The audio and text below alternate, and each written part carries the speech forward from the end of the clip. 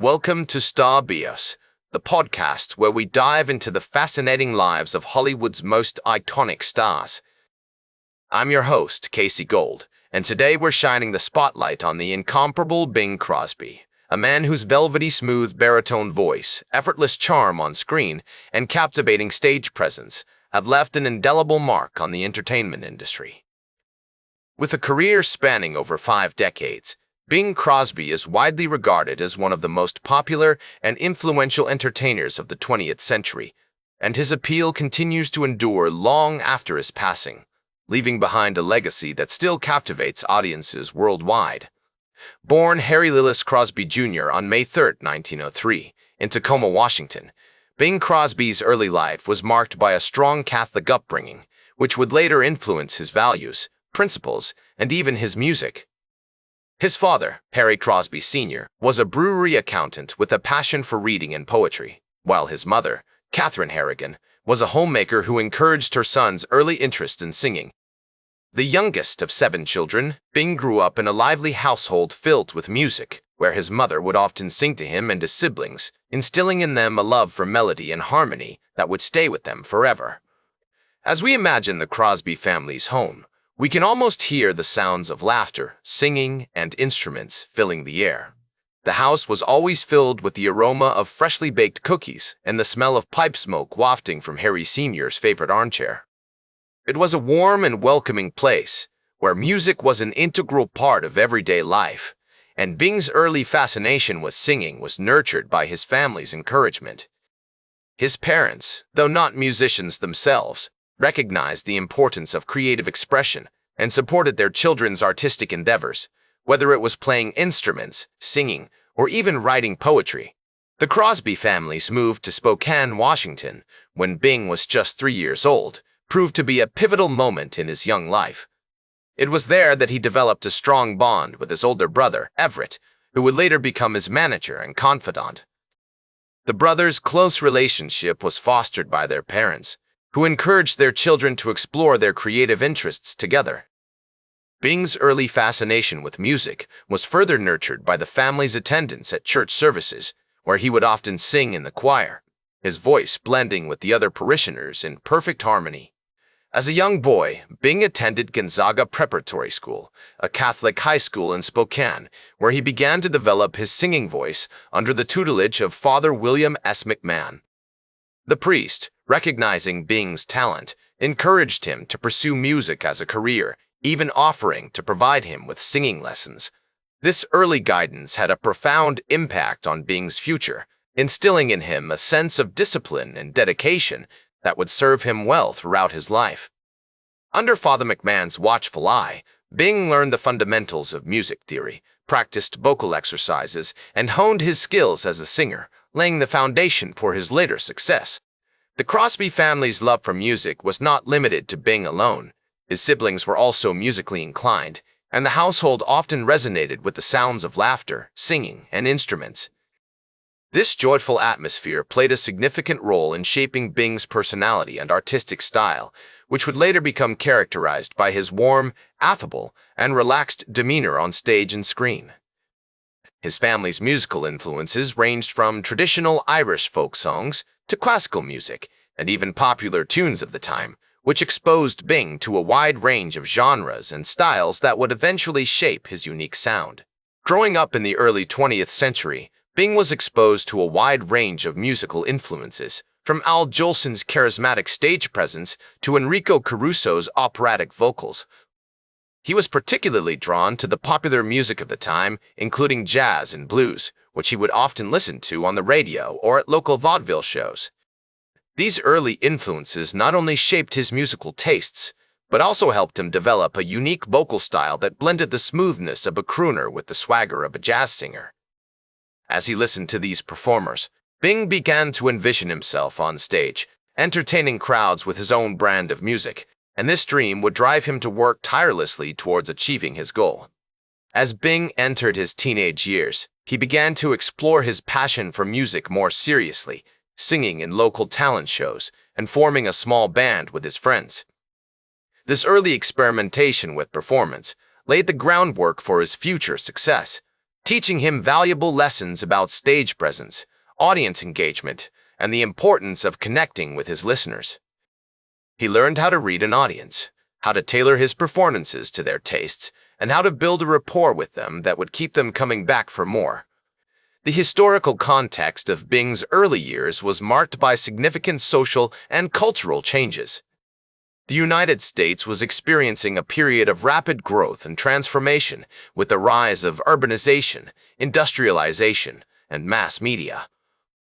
The world was changing at a breakneck pace, and music was evolving along with it, reflecting the hopes, fears, and aspirations of the people.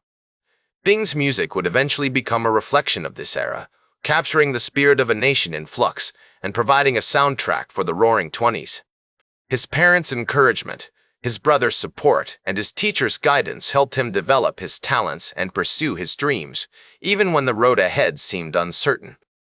And as we look back on his remarkable career, we can see that those early influences stayed with him throughout his life, informing his artistry and inspiring him to create music that would stand the test of time. As Bing Crosby's music career began to take shape in the mid-1920s, he formed a pivotal partnership with Paul Whiteman, a prominent bandleader of the time, in 1926. This collaboration proved instrumental in launching Crosby's professional singing career, as he became one of the featured vocalists in Whiteman's esteemed orchestra. The opulent grandeur of the concert halls and theaters they performed in was a far cry from the humble beginnings of Crosby's early days, singing with his brother Larry in their hometown of Spokane, Washington. During his tenure with Whiteman, Crosby had the opportunity to perform alongside other notable musicians, including jazz legends Bix Beiderbecke and Frankie Trumbauer. The experience was nothing short of exhilarating for the young singer, who was still honing his craft and developing his unique vocal style. As he took the stage, surrounded by the likes of Beiderbecke's mournful cornet and Trumbauer's wailing saxophone, Crosby felt an intoxicating rush of adrenaline coursing through his veins. He was part of something special, a vibrant, dynamic movement that was redefining the sound of popular music. One of the most significant events of this period was Crosby's first recording session, which took place on March 28, 1927 in Chicago. Accompanied by Paul Whiteman's orchestra, Crosby recorded Muddy Water and Mississippi Mud, marking the beginning of his prolific recording career. As he stepped into the cramped, dimly lit recording studio, Crosby couldn't help but feel a sense of awe at the sheer magnitude of what was happening. The faint scent of shellac and the soft glow of the recording equipment seemed to transport him to a world of limitless possibility. These early recordings not only showcased Crosby's unique vocal style, a warm baritone sound that seemed to wrap itself around the listener like a comforting blanket, but also demonstrated his ability to interpret a wide range of musical genres, from jazz and blues to popular songs and show tunes. The sessions were often grueling, with multiple takes and endless tweaks, but Crosby was driven by an insatiable passion for music and a fierce determination to succeed. In 1928, Crosby left Whiteman's orchestra to pursue a solo career, signing with Brunswick Records and releasing his first solo single, Old Man River. Although this initial effort did not achieve widespread success, the song's languid pace and nostalgic lyrics seemed to fall flat with audiences at the time. It laid the groundwork for his subsequent recordings, which would eventually propel him to international stardom. During this period, Crosby also began to develop his skills as an actor, making his film debut in the 1930 movie King of Jazz, a musical comedy starring Paul Whiteman and his orchestra. As he navigated the cutthroat world of show business, Crosby found himself drawn into a whirlwind of performances, rehearsals, and recording sessions. He was a man on a mission, driven by an unyielding ambition to succeed and a deep-seated need for validation. The early 1930s saw Crosby's popularity soar, thanks in part to his regular appearances on radio broadcasts, including the popular Paul Whiteman's concert series. His smooth baritone voice and affable stage presence made him an instant favorite among audiences, who tuned in by the thousands to hear him perform live on air. The thrill of broadcasting was a new and exhilarating experience for Crosby, who reveled in the instant feedback and connection with his audience. As he settled into the plush, crimson-colored chairs of the radio studio, adjusting his tie and clearing his throat before each performance, he felt an electric sense of anticipation coursing through the air. The soft glow of the studio lights, the rustle of papers, and the muted chatter of the technicians all blended together to create a heady atmosphere that seemed to amplify his every word. As his reputation grew, so did his opportunities, and Crosby soon found himself performing alongside other notable entertainers of the time, including the likes of Al Jolson and Eddie Cantor. The experience was both thrilling and intimidating, like being part of an exclusive club where the stakes were high and the competition was fierce. But Crosby was undaunted, relying on his quick wit, charming personality, and incredible vocal talent to win over audiences and critics alike. In 1931, Crosby signed with CBS Radio, becoming one of the network's highest-paid performers. His weekly radio show, The Bing Crosby Show, quickly gained a massive following, with fans eagerly anticipating his performances and tuning in to hear his witty banter and smooth vocals. This success was soon followed by a lucrative recording contract with Brunswick Records, which would go on to release many of Crosby's most iconic recordings, including Brother, Can You Spare a Dime? And June in January. One of the defining moments of Crosby's career came in 1932, when he recorded Please, a song that would become one of his signature tunes. This heartfelt ballad, written by Raphael Biden and Leo Robin, showcased Crosby's remarkable vocal range and emotional depth, cementing his status as one of the leading crooners of his generation. As he stood before the microphone, the soft glow of the recording studio lights illuminating his face, Crosby felt a deep sense of connection to the music, like he was channeling something profound and universal. As his fame continued to spread, Crosby found himself at the forefront of the burgeoning entertainment industry, with opportunities pouring in from film studios, record labels, and radio networks. He was a man in demand, courted by the likes of Hollywood moguls and Broadway producers, all clamoring for a piece of the action. But amidst the chaos and confusion, Crosby remained focused on his craft, driven by an insatiable passion for music and a fierce determination to create something truly special. Throughout the 1930s, Crosby would go on to collaborate with some of the most talented musicians of the era, from Louis Armstrong to Duke Ellington. The experience was nothing short of magical, like being part of a vibrant, dynamic community where creativity knew no bounds. As he took the stage, surrounded by the likes of Armstrong's gravelly vocals and Ellington's sweeping orchestral arrangements, Crosby felt an overwhelming sense of gratitude and wonder. He was living his dream, and the music was flowing through him like lifeblood. As the 1940s unfolded like a vibrant tapestry, Bing Crosby's career continued to soar to unprecedented heights, his iconic voice becoming synonymous with American entertainment. The silver screen beckoned, and he went on to star in a string of successful films, including the beloved Road 2 series, alongside Bob Hope and Dorothy Lamour, which cemented his status as a Hollywood legend. The trio's chemistry was undeniable, and their comedic timing and charming camaraderie captivated audiences worldwide. Who could forget the memorable scenes from Road to Singapore, Road to Zanzibar, and Road to Morocco, where Crosby's effortless charm and Hope's quick wit had viewers in stitches? His music also remained incredibly popular, with hits like Swinging on a Star and Tu Ra-Lu, Ra-Lu, Ra-Lu, Ra-Lu, showcasing his remarkable vocal range and emotional depth. The nostalgic melodies and heartfelt lyrics of these songs transported listeners to a bygone era, evoking feelings of warmth and nostalgia. As the decade drew to a close, Crosby's influence extended far beyond the realm of entertainment, with his music becoming an integral part of American culture. In the 1950s and 1960s, Crosby continued to perform and record, albeit at a slower pace, as he began to explore other passions. Golf, in particular, became an all-consuming interest, one that had been simmering since his early days in Spokane. He would often sneak away to the golf course, finding solace in the tranquility of the green and the challenge of mastering the game. In fact, he was so enamored with the sport that he even hosted his own golf tournament, the Bing Crosby National Pro-Am, which attracted some of the biggest names in golf, including Arnold Palmer and Jack Nicklaus. The event became a premier fixture on the golfing calendar, with Crosby's charisma and warm hospitality making it a must-attend for players and spectators alike. As the years went by, Crosby's personal life also underwent significant changes. He married twice, first to Dixie Lee, a talented singer and actress in her own right, and then to Catherine Grant, a beautiful and intelligent woman who would become his partner for over 2 decades.